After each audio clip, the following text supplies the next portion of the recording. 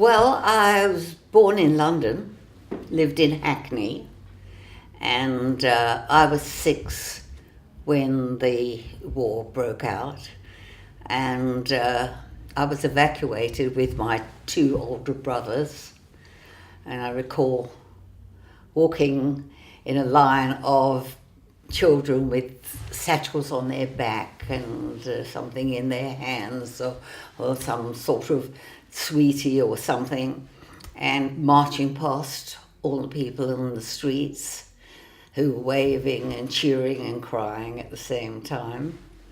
And I was with my 2 brothers, so I felt okay.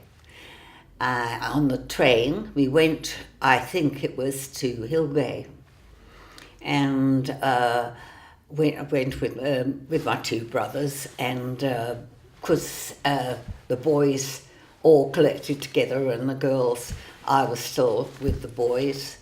And when we arrived at Hillgay, and we had to go and sit in a village hall around by the walls, and there were 3 of us, and mostly it was 1s and 2s, and we sat, and I recall, because I like to write, I've been writing about it. I recall very clearly other people coming in saying, "Oh, he's gorgeous, I've got to have that one." And, "Oh, this one really needs a tender hand, I'll take her," or whatever. But we just sat, the 3 of us. And that was because my parents had directed that we should be together. But nobody wanted to take 3 children. So in the end, I went with my older brother, Ronnie was his name, and my brother Dennis went on his own. And finally, we ended up in different places. My brother Dennis had a wonderful place. His people who took him had a converted train carriage, and that was their home. And that was really something, when he went to school. The others said, come and have a look, or whatever. But for myself, it wasn't a very pleasant memory, because I don't like fat on meat. And they served me some meat with fat on it, and I wouldn't eat it. And I was made to sit with that piece of meat on the table right from lunch to supper. So I wasn't very happy. I don't remember exactly what happened after that, except that my father came to take me home. And on the way home, we lived in a block of flats. We were on the first floor.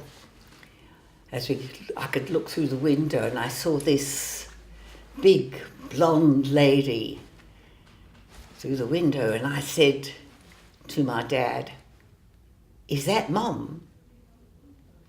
And he said, "No, of course not. It's somebody who's staying with us. She's a Canadian, and she's working in the munitions, and she's staying with us." And then my mother came out, and my mother was short and dumpy, and then I knew who my mother was, but I actually, at that moment in time, I didn't know. Then, of course, being in this place where there were 4 floors of flats, and I can recall watching a dogfight of the planes, at the Messerschmitts and the Spitfires, because we were right next to a railroad. And of course, they came in that direction in order to drop bombs there. And we watched a fight, and we would stand there cheering like mad, "Come on, adults," And of course, if a Spitfire went down, we were very sad. But if a Messerschmitt went down, we were very pleased. Could I ask you talk about your book now, Shirley? Because that... Sure.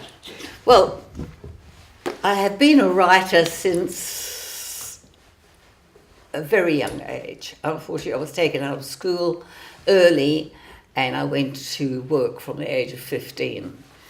But writing is something I really, really enjoy.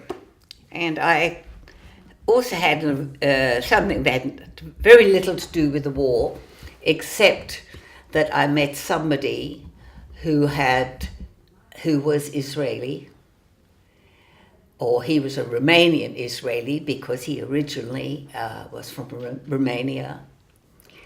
And he asked me out for a date, and afterwards when we were talking, after going through Hillbrow in Johannesburg, he told me of how he escaped from concentration camp.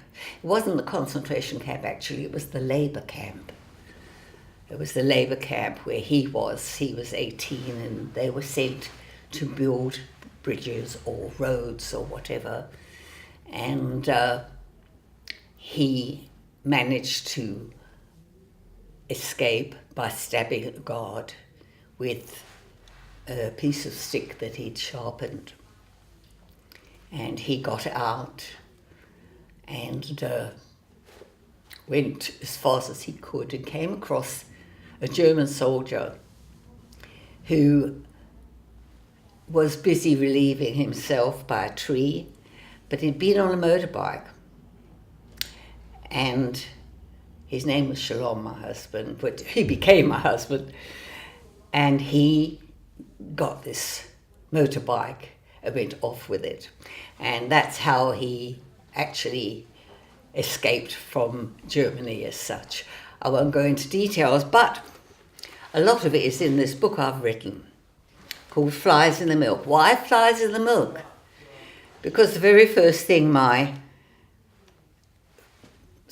so-called date asked me was, I'm not coming like a fly in the milk, am I? Now, as I say, he was Romanian, born in Romania. And I understood we would say a fly in the ointment. And I said, why should you think that? And I just couldn't then say no to him. And I arranged a date with him, and we met, we got involved, and he had to go back to Israel. And he couldn't work, I couldn't work. And eventually I did what I felt was the right thing and went over to Israel to hopefully bring him back. But it took a lot of traveling. When we left Israel with him, and his son was going with him, and we traveled to 7 countries trying to get back. And well, we eventually did, and that is the basis of my story and why it's called Flies in the Milk, because he asked me that and I never ever forgot it. Thank you so much, sir.